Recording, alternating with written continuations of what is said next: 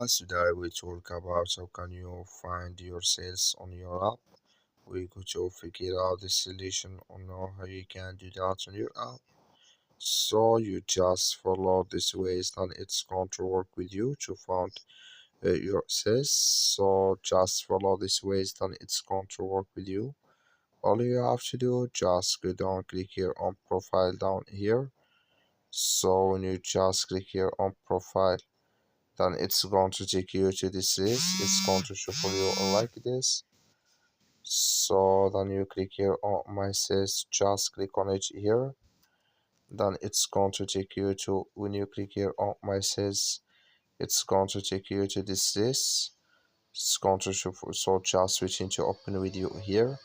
It's going to show for you like this, and then you will find completed sales in the here open sales here. I have nothing, but if you have it, you will find it in this list here. So that's all you have to do. Thank you for watching. Don't forget to support us by liking, subscribe.